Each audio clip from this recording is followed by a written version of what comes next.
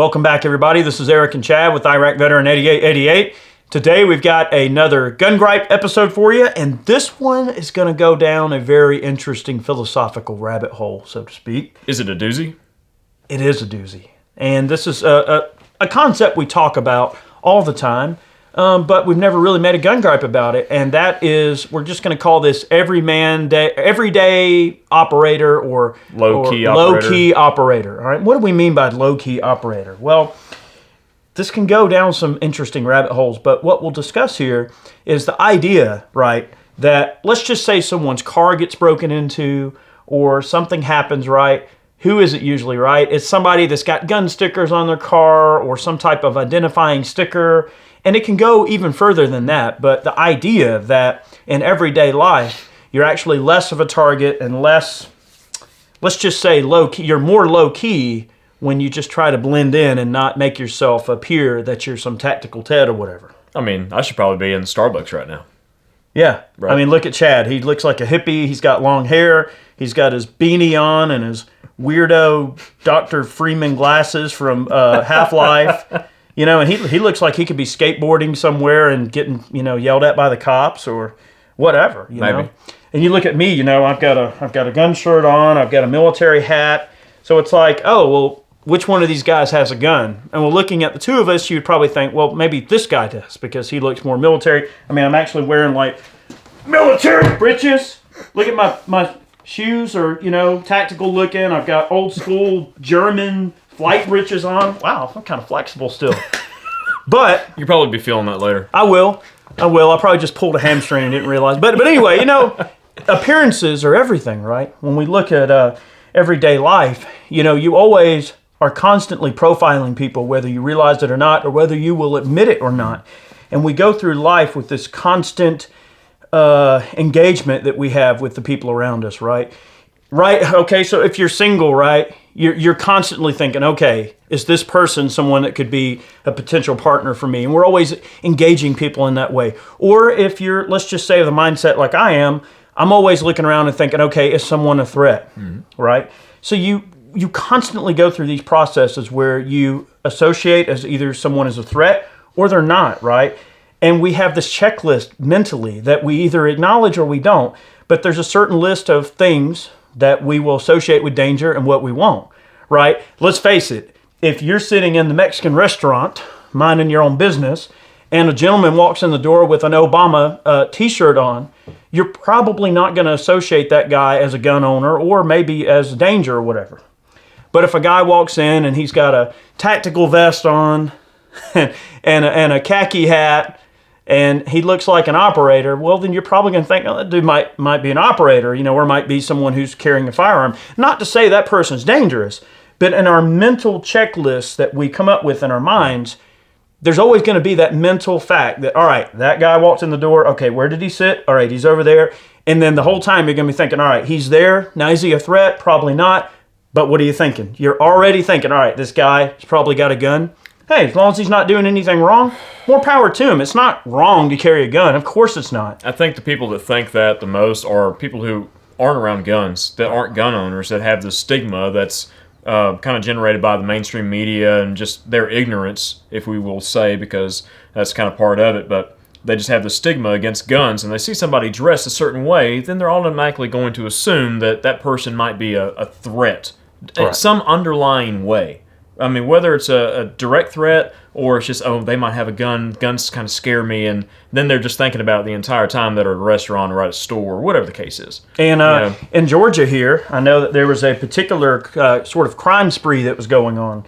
And part of this crime spree involved a reflective sticker that the group of criminals would put on your vehicle if they identified that vehicle as potentially being a vehicle that had something valuable, and especially firearms, and it would be a small reflective sticker, okay? So what they would do is they would send the crew through the parking lot they were casing, and a crew would walk through and kind of quickly shine a flashlight or look, or if there was an identifying mark. Let's say it's a big old jacked up redneck truck with an NRA sticker on it. All right, bud, you probably got a gun in your car. So they would go and they would put a sticker on the vehicle. And then after that crew left, the actual well, they're all accomplices, but then the guys would come in with these lights that they could shine and go, oh, there's a reflective sticker, smash, grab, and chances are they're going to get something. Now, how do they know which cars to identify? Why put the sticker on a certain car? Well, you got stickers all over your vehicle, NRA, FAL on the back. You know, my family is a family of guns. I mean, don't get me wrong, those stickers are funny and they're cool, and we all love to be proud to be a gun owner. Look, you get a new gun or whatever, and you get a sticker with it. It's just like, you get a new iPhone. Yeah, or an Ruger Apple 6 product. Hour. Yeah, so you got all these stickers on the back of your vehicle and all. It's like, come on. I mean, could you make yourself an easier target? I mean, right. Look, it's everybody's right to put out there like what they stand for and everything. That we're not saying that you can't do that. Heck no. But look, you got to be wise and you got to be smart about how people present themselves and their modes of transport and things like that. I mean, I don't have anything on my vehicle anymore. It's just real nonchalant, and that's the way I like it because I don't want to draw attention to myself or my family. When we're out and about, and I just think it's unnecessary attention. There's some people that might even go as far as to put stickers on their vehicle that are the completely opposite of being a gun guy.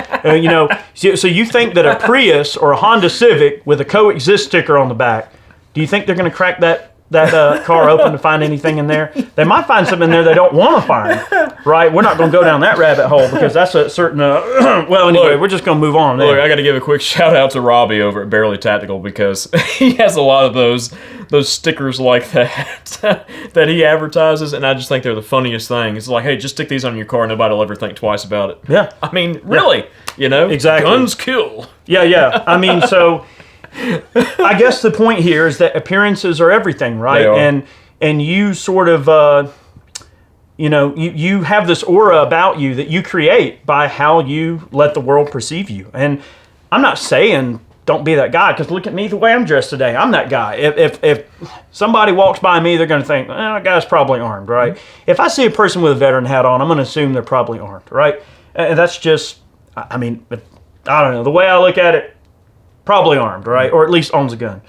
So I'm not saying don't, wear who you are on your sleeve. Just be prepared for the consequences, right? So this entire video sort of spans from a story that I like to tell, and I'm going to be super, super brief about it. And I've told this story once already in a previous video, so I'm going to keep it super brief. But what sort of spawned this way of thinking in my mind was an encounter that I actually had with the Romanian Special Forces in Iraq in 2005, inside of the the controlled area outside of Bayop, Baghdad International Airport. And we were getting ready to go out on a patrol or something we were doing. And these Romanian Special Forces guys pulled up beside us and proceeded to blare Tina Turner out at a level that I believe was going to blow the speakers in the little rat cars they were driving. Was it What's Love Got to Do with It? What's Love Got to Do with It by Tina Turner. I'll never forget it. I'll never forget it. But, we were staged up to leave. And I think we were waiting on one of the 113s to get fueled up. And we had a little bit of time, maybe 10 or 15 minutes to kill. And we were all mounted up. But I got out and was just kind of shooting the breeze with these dudes. They were hanging out and they were getting ready to go on patrol. And it was some Romanian Special Forces guys. Well, they had taken these little, just unassuming little beat-up Hondas and Volkswagens and just really unassuming, not military vehicles, no armoring on the vehicles, but they had made very functional and meaningful upgrades to said vehicles to facilitate their plans. Okay, let's just put it that way. You could probably consider them downgrades, really. Hey, all right. So they had, the clamshells on those doors are made out of plastic. They're just molded, right? So they had taken the sections of doors and cut out spots to stick their AKs in on each side. So they had cutouts for their AKs, and they had little AMD 65 side folders, with the little wooden grips on the front. They had those in there. And then they had some sections that were cut out to put hand grenades in. And they had actually made little just duct tape bowls in there. So they had cut it out and just made little duct tape cups to stick their hand grenades in. So that way, you could roll down the window and you've got hand grenades, you've got whatever you need, and it's all accessible. But it's not showing. So if you're just looking in the vehicle, they literally just had a little cover to stick over it. So if they were riding by, someone just glancing in the vehicle wouldn't see the grenades and the AKs, and they had Browning high powers stuffed in their pants. I mean, these guys were dressed completely nonchalant, like civilians. They were in civilian vehicles, and they were being totally low key. And I was asking them, hey, and I don't. This might be an OPSEC thing, and I hope I'm not stepping on anybody's toes here, but the whole idea is that by blending in, okay. The tactic is, we want to look like the enemy. We don't want to look like you. When they see you coming down the road, they're going to run and hide because you're pulling up in an armored vehicle with a machine gun on top, all dressed in uniforms. But the way they were operating is, we want to look like the bad guys because we want to be able to pull right up to him and deal with business face to face, a little up close, personal, and use their tactics against them. So they were being everyday operators. They were being common sense, blending in style of operating, which it makes a lot of sense. Was a very successful tactic for them. So all right, this is kind of my take on it. All right, when I go out with my family, all right, we're going out to eat or something, we're going shopping or whatever the case might be. I don't wear a gun shirt out. I usually don't wear a gun hat most of the time. I might wear a hat that says a Leupold on it. Maybe. But we'll go out, and none of our vehicles have gun stickers or anything like that on there. I typically carry everywhere I go. I usually carry a backpack wherever I go. What's funny is this is actually an AR-500 armored backpack that I saved from our recent test. So bulletproof. I've got medical supplies in here. I've got a ham radio in here. A few other little knickknacks and goodies and stuff, some tools. But nobody would assume that that's got anything unrelated to a school kid or something like that, like a college kid or whatever the case might be, or just an unassuming backpack that you're just toting around, you carry stuff in, But nonchalant, it's not a big tactical backpack, okay? So we go out, I'll go in the restaurant, I'll tote my backpack with me, we'll sit down with the kids and stuff. I always face the door, you'd never, ever sit in a restaurant or some public place and not face the door to see who's coming in and out. And you just be observant. You go to the gas station, just observe. And see, the thing is, when you're dressed real low-key, just like everybody else, you're not really showing your colors, okay? You can just be out there and you can just observe. And just kind of keep your head on a swivel and stuff and not be real obvious about it.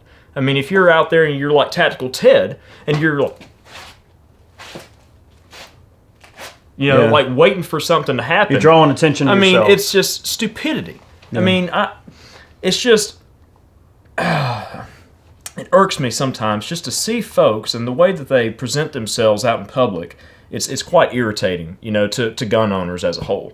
But it's just not smart. However, one thing I'll say is, look, man, you do you. You do you. Right, you do you. You are. You want to walk around with a drop leg holster, camo pants, a tactical vest, armor. Look, do your thing, man. Do you. A drop leg holster is at least a holster. Well, we're not going to go down that rabbit hole today. And look, we don't want this video to turn into gun snobbery either. Look, you're a gun guy. You do you, brother, sister. You do you. You be you. But what I'm saying is the whole concept of this video, and these are things that I have personally observed on the battlefield, right? I'm trying to share a little wisdom, something that I picked up a long time ago. It feels like forever ago. It feels like a lifetime ago, but it was. You're old. Okay, but just the same. I think it's important that people understand that the real world is the real world, and if you want to blend in and coexist in that real world, then you have to sort of conform to what it is. And now if everyone's walking around dressed like that, well then by all means blend right in. Mm-hmm. But if everyone's walking around just being nonchalant and normal, well then if you want to observe those people and have them not react to you, then maybe blending in with them is a good way. And that's not to say that there's people just sitting around, looking for a threat, but it's important to be able to perceive a threat and know what is threatening, and to perceive that and kind of see it coming before they know that you know that you know that they know, whatever. My big thing that's the thing. My big thing is, I think, like element of surprise. Like, I want to be that unassuming person that no one's going to look at and think, oh, he's not a threat. But, if the need arises, just like John Lovell says. I mean, just because you're wearing something normal doesn't mean you're not a dangerous person. No, that you're not capable of danger. And I can't tell you how many times I've been dressed nonchalantly and walk into like a courthouse, for instance, or something, and have to go through the metal detector, and you can tell, they're profiling you, right? And have them go, yeah, come on, whatever, and not even take me seriously. Well, why am I any different than anybody else? Because I didn't look the part. Well, they don't know who I am as a person. They don't know like who I am, what I've done, what I know. And it's not to say that, I'm not like dangerous to anybody. That's not what I'm saying. But what I'm saying is we constantly profile everyone around us, whether or not you admit it or whether or not you even realize you're doing it. Life is a constant state of profiling, right? Okay, look at nature, all right? A deer's walking along a path, and a deer comes across a snake, all right? Well, that snake, he's going to pound his feet at it and make the snake go away. He doesn't want to hurt the snake. He just wants the snake out of his way so he can continue walking down the path. I've been hunting before and seen deer stomp at little critters to make them go away. Well, do you think that the deer also don't know, hey, that's a venomous snake, okay? I should probably stay away from that, right? Like, yeah, I might bash my feet at him, but for the most part, you know what? I'm not gonna mess with Mr. Snake. We don't want to bother him. But what if nature could go, all right, well, I'm a venomous snake. Instead of me looking like a venomous snake, I'm just going to like paint myself black so they think I'm not harmful, right? So it's the same type of thing. Nature profiles, right? Mm-hmm. I mean, nature knows where danger is, where it isn't, what's dangerous to him, and what isn't dangerous to him. And human beings are the same way. To say that we don't profile is to simply deny your nature. We all profile. We all judge people, whether we realize it or not. Yep. It's just part of how we're wired, right?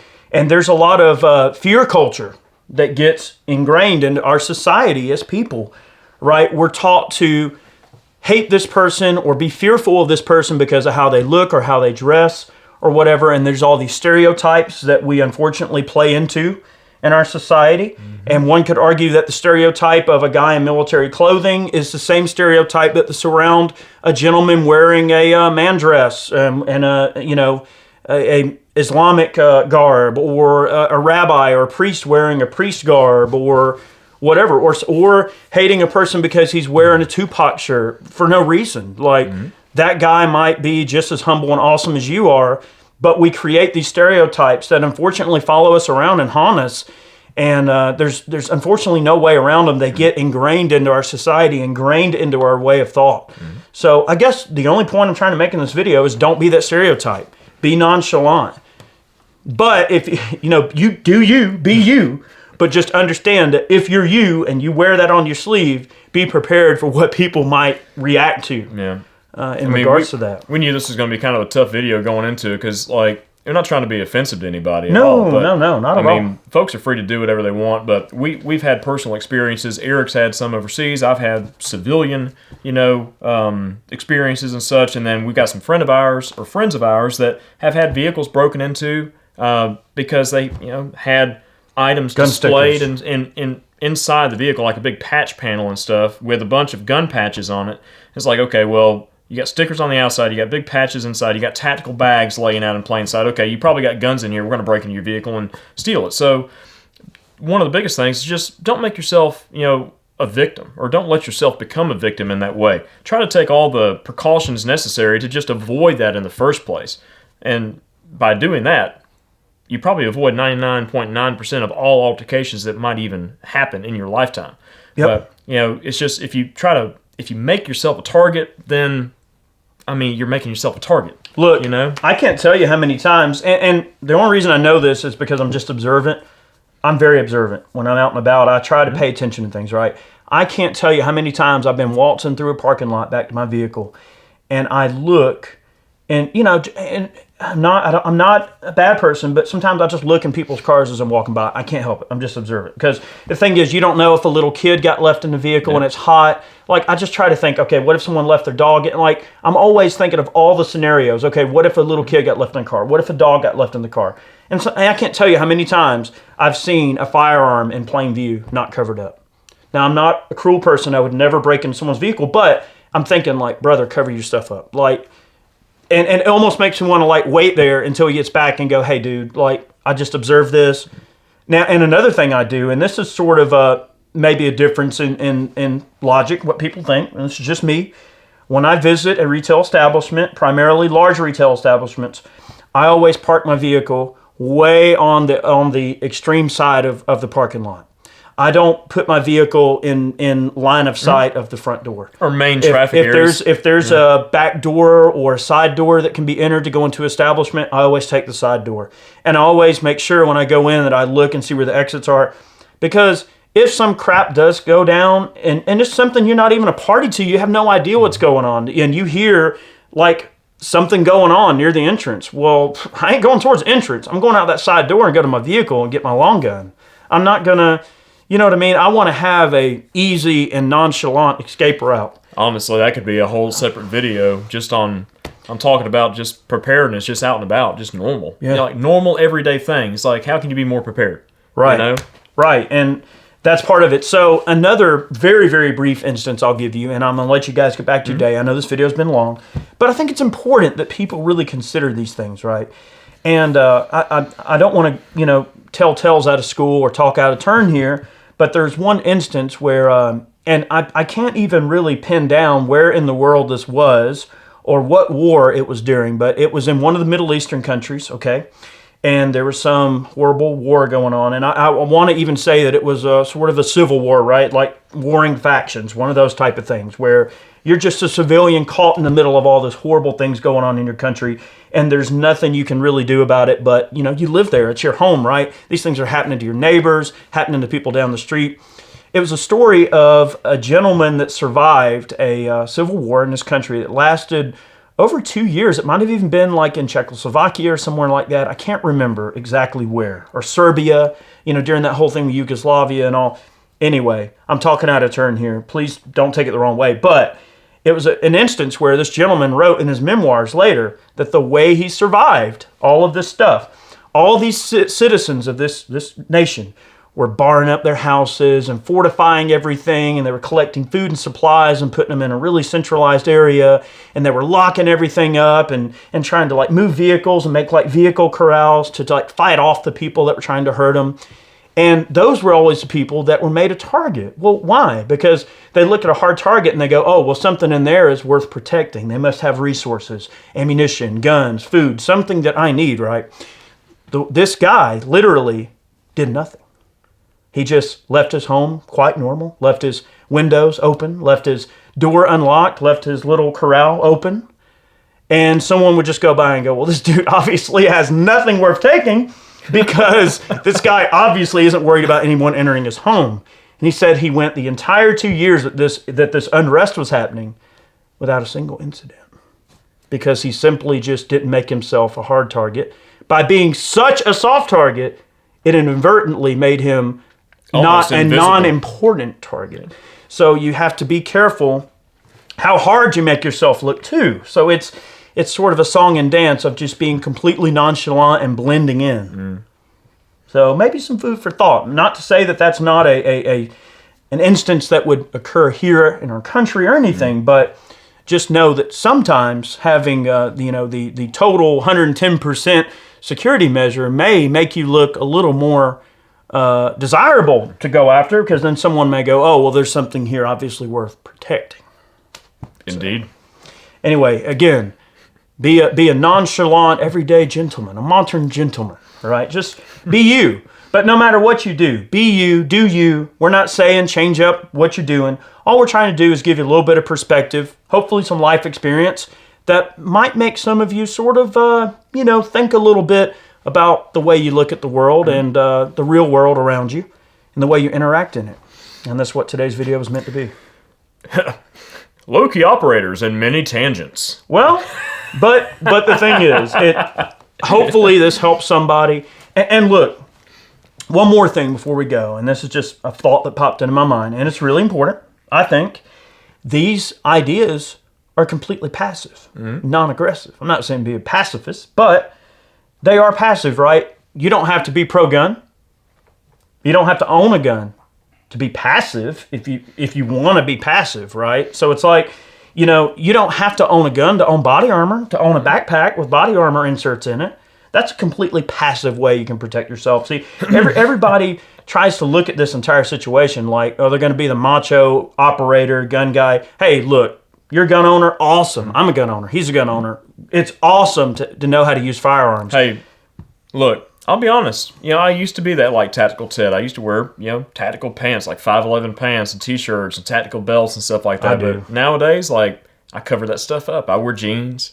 You know, I just don't put a lot of stock in that. I hate that sort of jeans thing because there's anymore. no dang pockets. Well, I know, but you know that's why I carry the backpack. Lots of pockets. Well, you know, but you know, I don't know. I mean, I look. The reason I'm talking about this is because I'm guilty of it myself. Yeah. You know, And really I am. still am guilty. You know, I wear true spec pants. I wear 511 pants. I wear, surplus survival vests. I wear surplus, military coats, military hats.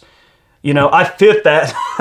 I fit that stereotype. That's why we're making this video. So, it's definitely something to think about. And again, I want to push home the fact that it is important, I believe, that we, not polarize the issue and make this only a gun person type of thing. Because, again, with our videos, we really want to bring people that are neutral or even anti over to our side. And I believe the way that occurs is by just providing good common sense information that can apply to a lot of people. Like I said, you don't even have to be a gun person to embrace that type of idea, right? To just kind of blend in and sort of be everyday, you know what I mean? Everyday low-key operator, That can come in a lot of different forms. You might operate a Honda Pilot. Well, Civic. You may also be the kind of guy who, maybe you're ready to go when it comes to medical preparedness, but you don't want to, maybe you're a off-duty EMT or firefighter, but you don't want to put all those stickers on your vehicle, and because a lot of people may go, oh, well, this person's EMT or firefighter, they're probably a gun guy too. So it's like there's always this stereotyping that goes on, right? If I'm going to assume that a guy who's a firefighter is probably armed, probably a gun guy. I'm going to assume that a guy with a police sticker on his vehicle is probably a gun guy, at least enough to own a gun. I'm going to assume that an EMT guy is a gun guy. So you can be that EMT dude, like the EMT version of a gun dude, where, you're like Skinny Medic and you've got like every, you can treat, 20 people, out of your vehicle. At one time. But you may want to be nonchalant about it. You may not want everybody knowing that you're that guy. Yep. There's nothing wrong with there being, multiple ways that thing can occur, There's some people that are doctors, lawyers, right? And those gentlemen might have a doctor sticker or a lawyer's office sticker on their vehicle. Well, what else are you doing? Well, lawyers and doctors generally make a lot of money. So if you're a thief and you're casing a parking lot, again, stereotyping, well, a doctor must make good money. Well, guy's got a doctor sticker, blah, blah, blah, MD, and a medical tag on his vehicle. Well, dude's probably got something valuable in his vehicle. So see, it's not just firearms. It's not just that community. It's all things, right? Some people earn lots of money. Well, you don't want to advertise to the whole world that you're, got lots of money. You might have something valuable in your vehicle that you don't want messed with. All of those things come to play. I mean, these videos always stem from like one little idea. Like we were just talking about the subject the other day, and you're like, hey, that'd make a pretty good gun gripe. And we just come and film it, and then the thoughts just kind of roll out. So sorry, guys, if you've sat here this long, sorry. But, seriously though, people can hate on us for what we're saying in this video, but it's the dang truth, okay? I hate saying like, okay, I'm not going to wear like a gun shirt out in public, but I don't wear like gun shirts and stuff like that out unless it's something just real low key that you really have to be a gun person to actually know what it means or whatever the case is. But normally if anybody sees myself and my family out in public, I mean, we're just going to look like everybody else. Yeah. And that's the way I like it. And I think it's a real smart and observant thing to do. It is. And like Eric said, you don't have to be a gun person. You don't have to carry a gun every day to just get your face out of your phone and just observe the world around you. That's one thing that really ticks me off is just seeing so many folks out there. I mean, things are going on right in front of them, and this is what's going on. Yeah. This isn't the world. I mean, you don't even have to like guns to be observant. No, God. Right? We all need to observe the world around us and kind of, have an idea what's going on. I think things would go a lot further for us. Now, I will say, I am a gun shirt guy. I wear gun shirts everywhere. But I also kind of look at it like, look, people probably know who I am. You know what I mean? My face is plastered everywhere, so it's not like I'm fooling anybody. So I wear gun shirts. I don't care. You know, it just depends. It's a situational thing. Like if I'm going to take my wife to a nice restaurant for a meal or something, yeah, I'll wear some jeans and maybe a button-up shirt that doesn't have guns on it. But you better believe I'm still carrying a gun. I mean, that doesn't mean anything, right? And I may wear a different hat or no hat, right? Yeah. So the thing is, it's all situational, and it all really depends on what situation you're going to find yourself in. Mm-hmm. If you're going to your buddy's barbecue at his house, well, then by all means, wear whatever. But I guess that's all we're trying to say is be observant. Guys, I mean, beyond everything, be observant. I don't know what we're trying to say. Be observant, and be willing and able to blend in. Yep. You know, this could go into a lot of different details that we're not going to discuss in this video. I mean, I carry multiple sets of clothes in my vehicle. Just saying. You never know if you need to change shirts, make yourself look different. I take different hats. Yep. Because you just never know if you need to be able to blend in. I'm not saying that there's anything, damning or horrible about that, but just be prepared to blend in. Be a chameleon among people. You get stuck in a rainstorm and you get soaking wet and you don't want to get in your vehicle with wet clothes on. I mean, it could be something as simple as that. Or you're on the side of the road and there's some stranded person and for whatever reason they need a blanket or they need a poncho or they need a shirt. You never know. There might be some way you can help someone too. So I always try to be more prepared than less. I mean, this is going into a completely different idea.